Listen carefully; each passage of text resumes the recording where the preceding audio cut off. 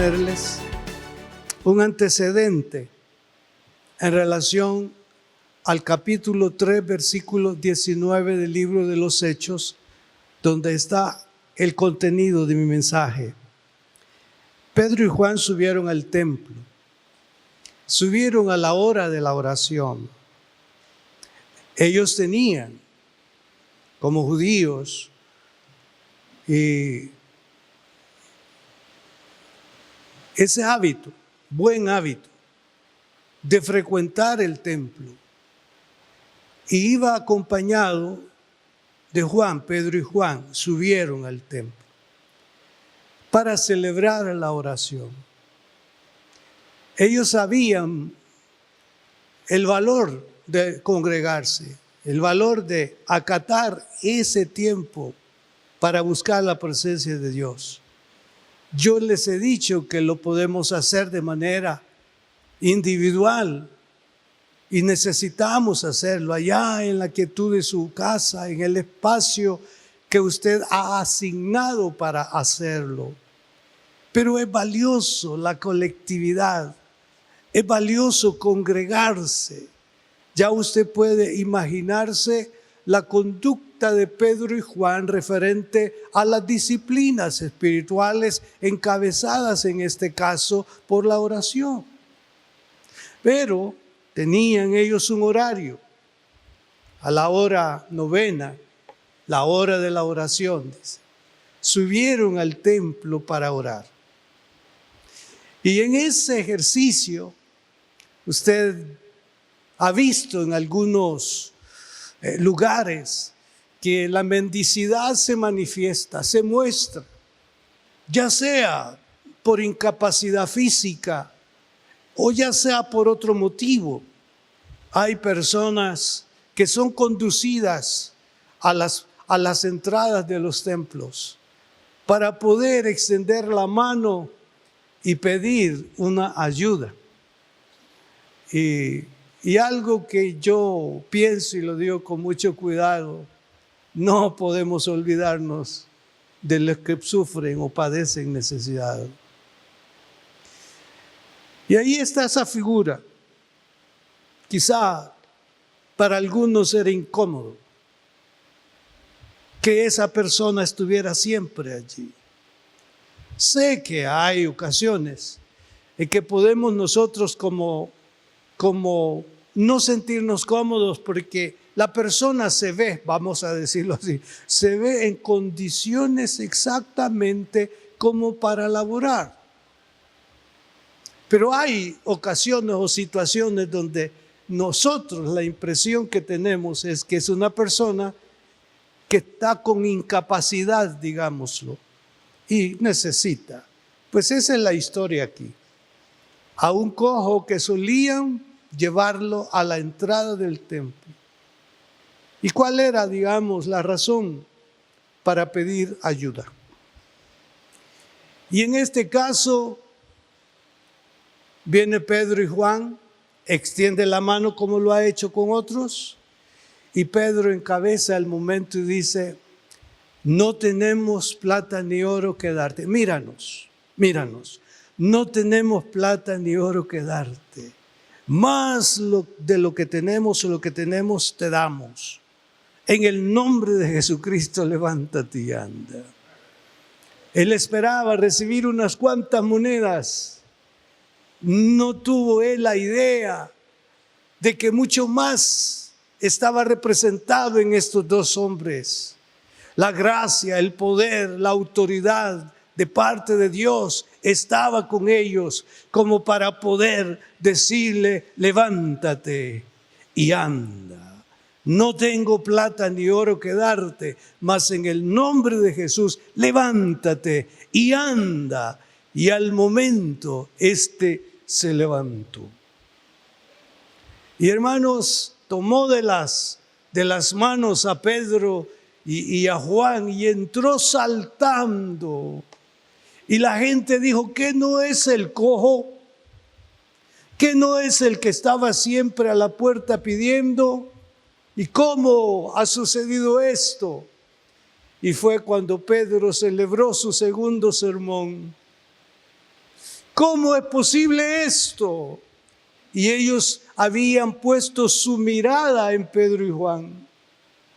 Y ese es el peligro en la vida cristiana, que pensemos que es la persona, la virtuosa, la persona competente, por su abolengo, por lo que sea. Es uno de los errores a través del tiempo en la iglesia del Señor.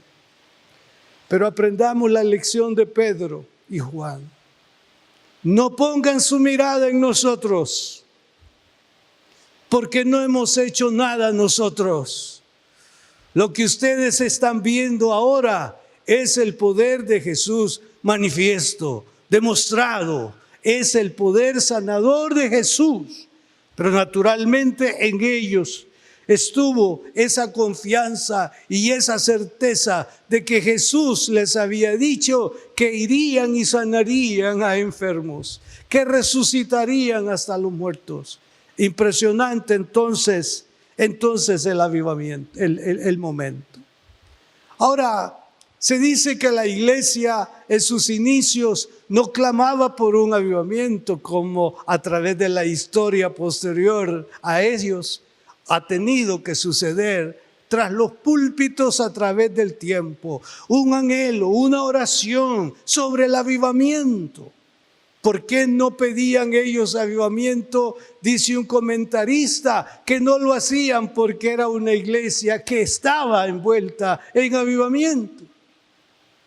Esa era la razón por qué no se ve que la iglesia pedía avivamiento, porque estaban envueltos en avivamiento. Cuando leí eso me impresioné, yo dije, qué dichosos. No tenían que estar como impulsando, no tenían que estar como quizá exigiendo. No. Ellos estaban en avivamiento. Y cuando el avivamiento está, hay posibilidad de que Dios muestre más allá de lo natural, más allá de lo que nuestros ojos pueden estar viendo, más allá de nuestras posibilidades. Esta gente estaba en avivamiento y sabe una de las características de una iglesia o de un creyente en avivamiento es que ama la oración y frecuenta la casa de Dios. Me encanta esa declaración de Hechos 12:5. Y la iglesia hacía oración. Yo como pastor estoy impulsándolo. No solamente como diciéndole a usted como iglesia, háganlo. Sino que estoy yo mismo frecuentando la presencia del Señor, buscando el rostro de Dios. Y sé que la oración muchas veces tiene respuesta en el momento, pero también he conocido que hay oraciones por una necesidad que pasa el tiempo y como que Dios no ha escuchado. Y ese tiempo Satanás lo ocupa para meternos en desesperación o como para hacer comparaciones con otros. ¿Y cómo es posible que a él le funciona y a él no le funciona? Y él sin oración y este con oración. Queridos hermanos, la oración la necesitamos como una vitamina particular. Y cuando hacemos conjunto, entonces la expresión, la oración del inmediato ministra en nuestras vidas. Y puede ser que lo que él está orando sea más grave que lo que yo estoy pidiendo. Entonces me olvido de mi petición por un momento y me enfoco y le digo, escúchale Señor, escúchale porque es más grave lo que está él sintiendo o pasando que lo que yo estoy experimentando.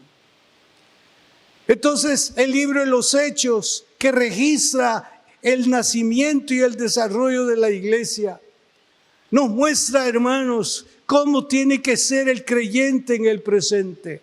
A través de la historia, la iglesia se ha mostrado, se ha manifestado y a razón de la fidelidad de aquellos en el pasado, es que ahora nosotros formamos parte de la iglesia y formamos parte del grupo salvífico. Porque si aquellos no hubieran perseverado con el mandato de Jesús, ese mensaje no hubiera llegado a nosotros. Bendigo el pasado de estos y bendigo al que fue el instrumento de Dios para su vida, para traerle a los pies de Cristo. Desde este púlpito yo le he dicho, dele gracias a Dios por ese hombre o ese medio o ese recurso que el Señor utilizó para traerlo a los pies de Cristo. No se olvide de ese hecho, de ese momento, y diga: Señor, bendigo el instrumento fiel que ocupaste para que yo te conociera, recibiera el perdón de mis pecados y ahora esté formando parte de tu cuerpo, y que mi nombre esté escrito en el libro de la vida. El avivamiento es un despertar propio. El avivamiento no nace en la colectividad. El avivamiento viene de manera individual, de manera particular. Pero si somos 2, 3, 5, 10, 20, 30, 500... entonces el avivamiento está en la colectividad. Y una iglesia envuelta en avivamiento no tendrá que estar desesperada por situaciones de la mesa o del cuerpo. ¿Por qué? Porque ha sabido confiar y esperar en Dios. Sabe que tiene que trabajar, porque el que no trabaja tampoco debe comer.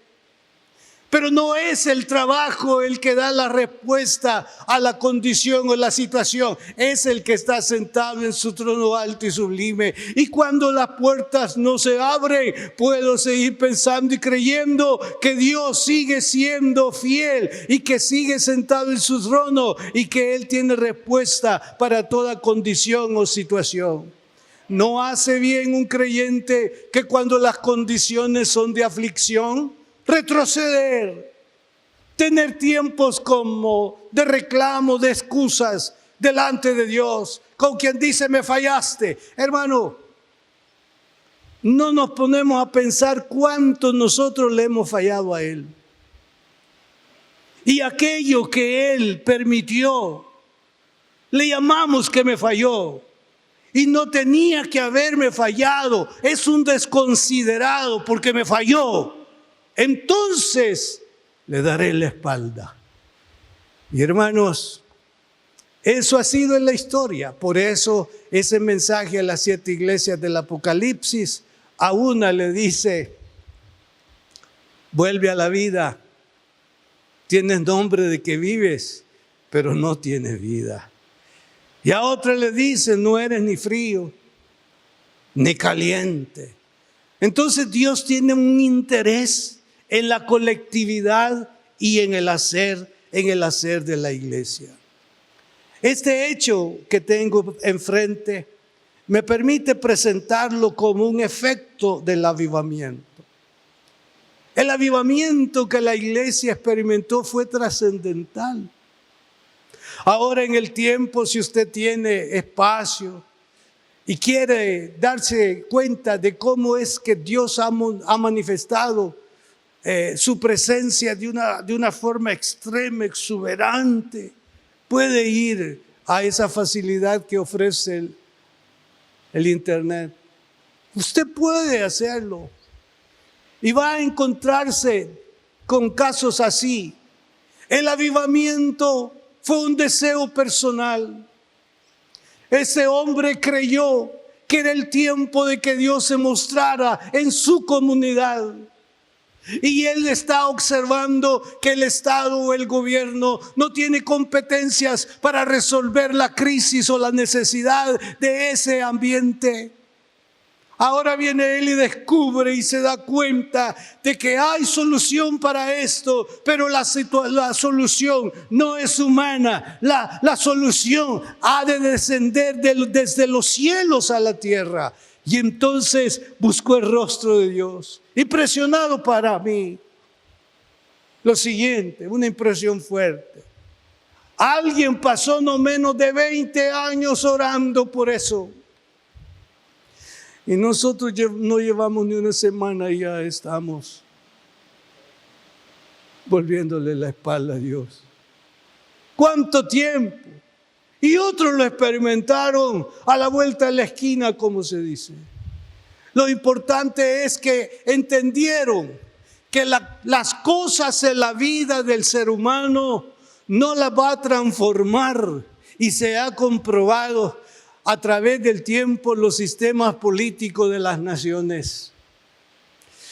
Siempre vamos a escuchar promesas y promesas y promesas, y más tarde sentirnos como defraudados.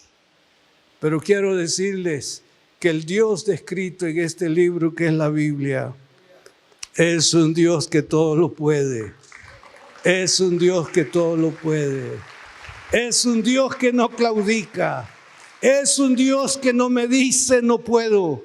Es un Dios amigable, amistoso, es un Dios misericordioso, es un Dios compasivo, y Él puede levantarnos del polvo, y Él puede sacarnos del lodo cenagoso y sentarnos en lugares celestiales y ponernos juntamente con Cristo para que estemos en la tierra y a la vez estemos en el cielo. Entonces, si esa escalera está en nosotros, podemos tener certeza y seguridad que lo demás vendrá por añadidura.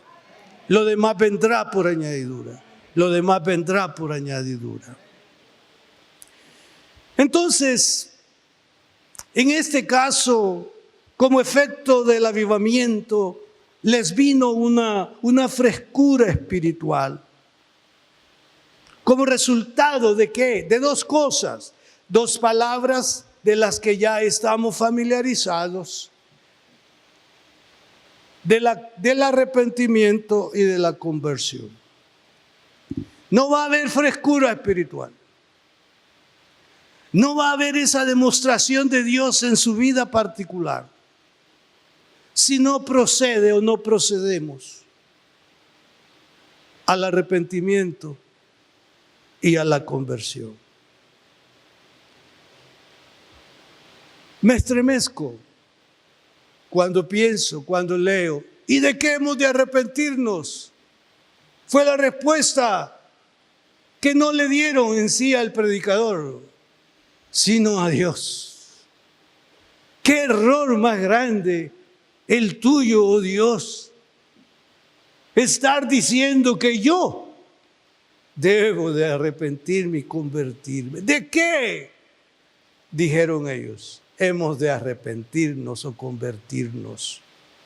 Cada uno debemos de permitirle al Espíritu Santo que se interiorice y nos haga ver que nuestro estado no es grato y que Dios no puede ser burlado, que todo lo que el hombre sembrare, eso va a segar, eso va a cosechar. Hermano, así como deseamos que Dios no se olvide cuando estamos en condiciones de necesidad, pues también, digámoslo, no te olvides de corregir mi vida, porque yo quiero estar con vestidura blanca cuando tú aparezcas. Arrepentimiento y conversión. Arrepentimiento y conversión es lo que el apóstol Pedro en su segundo mensaje, porque el primero fue a la pregunta, varones, ¿qué hemos de hacer para ser salvo? Él les dice, crean en el Señor Jesucristo, arrepiéntanse y crean en Jesús y bautícense. El primer mensaje, capítulo 2. Y aquí estamos en el capítulo 3, en su segundo sermón. Le dice a los que dicen, ¿qué hemos de hacer? Porque están impresionados de lo que están viendo sus ojos. A ese hombre cojo de nacimiento, ¿cuántos años? Dicen que por lo menos 38. ¿Y cómo es que éste se levantó? Entonces viene Pedro y da el segundo sermón. Y en ese sermón es que él les dice, capítulo 3, versículo 19, así que arrepentíos y convertíos para que sean borrados vuestros pecados, para que vengan de la presencia del Señor tiempos de refrigerio. Entonces aquí estoy en el enfoque de que como efecto del avivamiento o de la presencia de Dios en nuestras vidas nos envolverá, seremos envueltos en una frescura espiritual. Y me encanta cuando Él les dice, y vendrán de la presencia del Señor tiempos de refrigerio. Eso último del texto, yo he estado tratando de entender qué es ese refrigerio. Que Dios dice que va a venir a razón del arrepentimiento y la conversión. ¿Qué es esto del refrigerio? Pero también vendrán desde la presencia del Señor. En un momento le comento sobre el refrigerio. Pero vea usted ese detalle, vendrá de la presencia del Señor. Se dice que en el original esto quiere decir desde el rostro del Señor. Y la expresión significa que Dios es su actor. De la faz del Señor significa del mismo Señor, desde el rostro del Señor. De su resplandor, de su presencia, de su consideración, vendrán tiempos de refrigerio. Pero no podemos, hermanos, disfrutar de dos aguas a la vez, amarga y dulce, sucia y cristalina. Tenemos que estar conscientes de que en nosotros no debe de existir esa idea de que soy libre y que yo puedo hacer y decidir lo que yo quiero. En este caso, es un sometimiento el que necesitamos delante de Dios para que de su presencia Él envíe tiempos de refrigerio. ¿Sabe que a causa de nuestras iniquidades perdemos su rostro, su presencia? Con el cuidado y el perdón, ya no nos podemos ver al rostro. Eso significa. Eso quiere decir que cuando algo está mal, lo que hacemos es volver el rostro. Buscamos veredas. Buscamos cómo escapar. ¿Y cómo hacer ahora para volver el rostro? En este caso del ofendido, en este caso del dañado, en este caso al que le he faltado la consideración. Entonces es tan hermoso cuando tenemos libertad de vernos. Porque no siempre, hermanos, alrededor de la mesa podemos decir que estamos rostro a rostro. No, aún en la mesa, hasta nos atragantamos. Y hasta pensamos, hasta el bocado se me detiene, no puedo. Eso sucede con la persona que vive complaciéndose a sí mismo delante de Dios. Viene Dios y dice, bueno, no es mi presencia tu necesidad. Tú estás aferrado a cosas.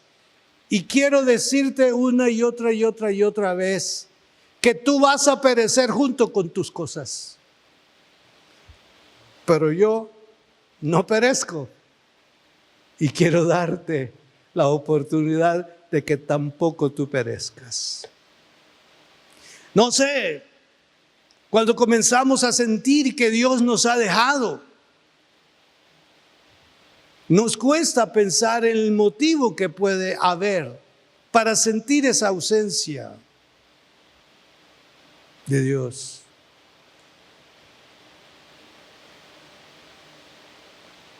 Quisiera darme a entender de que no estamos en este lugar simplemente por un acto religioso, Es parte de nuestra necesidad de Dios. Queremos atraer su presencia, su rostro. Una y otra vez va a leer usted en el Antiguo Testamento. Vuélvenos a ti, ¿qué significa? Míranos cara a cara. No resisto caminar y pensar que tú no me ves, que no te agrada mi condición. Sí, hermanos, una vida licenciosa, una vida que en vez de aumentar su comunión con Dios, se sumerge en la vida licenciosa, en la vida egoísta, en la vida placentera. Todo eso es una miseria que no puedo yo comparar con la dulce comunión y misericordia del Señor. Y vendrán de la presencia del Señor, de la presencia, de su rostro, de su hábitat, tiempos de refrigerio. Un volver sincero hacia Él lo atraerá a nosotros y nos pondrá cara a cara. No vamos a vernos como que Él se ha olvidado de nosotros. Sé que aunque estemos en comunión, hay ocasiones que no podemos penetrar el primer cielo, mucho menos llegar al tercer cielo. Cuando la oración sentimos que solo son palabras y que no profundizamos, no atraemos su presencia. Por eso el Señor nos da el camino correcto. Antes de dar tu ofrenda, si tienes algo contra tu hermano, deja la ofrenda, acércate a él búscalo y trae la ofrenda.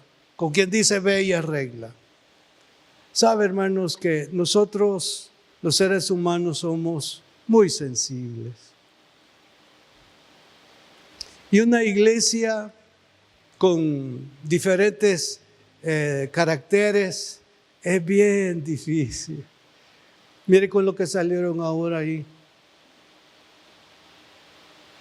Y entonces, sin desear, decepcionamos, frustramos. Quiero decirle, no quiero cambiar mi corazón en eso.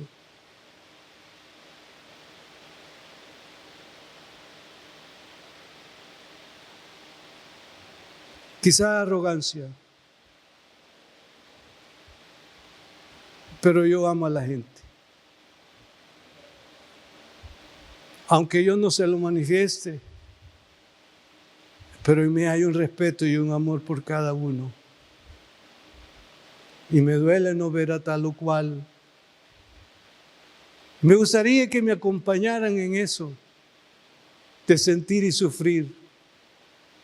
No podemos decir que se queden los que se quieran quedar. No, hermanos, si Dios no nos ha puesto a fraccionar. Cada día la iglesia se añadían, no se desmembraban, se añadían. Y esa debe ser nuestra plegaria a Dios, que se añadan. Y sé que en un pueblo heterogéneo se necesita que el Espíritu Santo nos vaya adecuando de tal manera que aquel que tiene mal carácter lo podamos resistir sin ofender. Amén. Sí, porque diferentes caracteres. Entonces, necesitamos entender dónde estuvo la falta como para que el rostro de Dios no lo experimentemos y que nuestras oraciones estén teniendo estorbo. Y yo sé que los que oramos buscamos ser escuchados por el Señor. Nadie ora pensando en que Dios no le escuche. Vamos porque necesitamos que Él nos escuche Y Él ha prometido escuchar nuestras oraciones, hermanos. Él las escucha.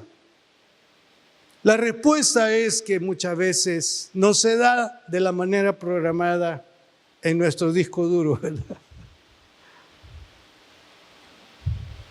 Él responde según su tiempo y que sea el mejor momento para nosotros. Entonces, recordemos las palabras del salmista cuando dijo: no me eches de delante de ti y no quites de mí tu Santo Espíritu. ¿Qué sería una reunión sin la presencia de Dios o nuestra vida cristiana sin la presencia de Dios? Es que la vida cristiana no es práctica religiosa, no es cumplimiento de asuntos religiosos, es una vivencia, es una comunión, es un trato directo entre Dios y nosotros. Y el cielo se alegra cuando un pecador se arrepiente. Cuando un pecador se arrepiente, y escuche esto, algunos teólogos dicen que no se refiere a aquellos de afuera, aunque puede ser aplicado, pero que tiene referencia a los que estamos dentro y que reconocemos nuestro pecado y le pedimos perdón. Las dos aplicaciones.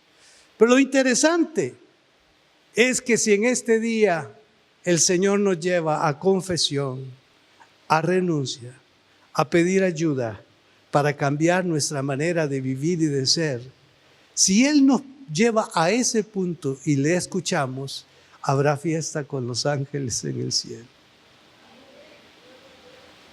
Y la presencia de Dios no tardará en mostrarse en la forma que Él lo hará siempre para ser de bendición en nuestra vida. Textualmente entonces leemos: vendrán de la presencia del Señor tiempos de refrigerio. La palabra griega usada por Pedro significa, aquí está, lo que es el refrigerio. Revivir, refrescar, aliviar, confortar y recuperar el aliento. Ese es el refrigerio. No tanto un relax, no tanto ese descanso, está bien, pero va más allá de ese pensamiento que es el refrigerio. Dicen en las oficinas: ya es hora del refrigerio. ¿Y cuál es el refrigerio? Bueno, saque su portavianda, ya no existe eso, ¿verdad? Y va y saque su guineo banano ahí, o su banano, la agüita que tiene ahí, o lo que la oficina le ofrece. ¿Por qué? Porque ha estado ya como estresado, cansado, y es un momento de refrigerio. Pero en este término usado por el apóstol es revivir, refrescar, aliviar, confortar y recuperar el aliento. Quizás en esa última parte podríamos quedarnos: Señor, quiero recuperar el aliento. Entonces viene el Espíritu Santo y nos dice: ponte a cuentas con Él, entonces vas a recuperar el aliento. Vas a sentir la frescura de Dios. Pero procede a lo primero: arrepentidos y convertidos. El refrigerio es la asistencia de Dios cuando estamos en apuro, persecución, temor, cansancio, enfermedad. Vea la amplitud. Con estas nos familiarizamos bastante. Señor, yo ya no encuentro salida en esto. Y hasta podemos decir: Señor, no quiero quemarme yo las manos, quémate las tuyas. Yo no quiero opinar. Dice el Señor: quizás no venga en concordancia, pero para decirlo. Mía es la venganza, dice Jehová. Entonces yo un día pensando en eso digo, bueno,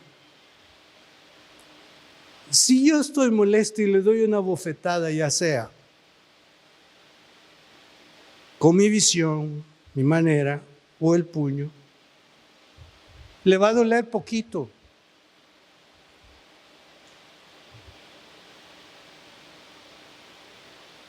Déjele eso al Señor. Y ese es el peligro.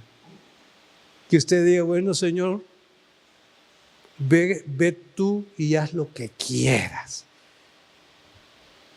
Yo no voy a hacer nada. Estamos buscando con eso una salida de una condición o de un estado. Pero vuelvo al punto, arrepentidos y convertidos, y vendrán de la presencia del Señor tiempos de refrigerio. ¿Y quién no encuentra refrigerio en las múltiples promesas del Señor? ¿Cuántas veces le hemos dicho, Dios, tú lo has dicho? Dios, tu palabra dice, Dios, tú no eres hombre para mentir.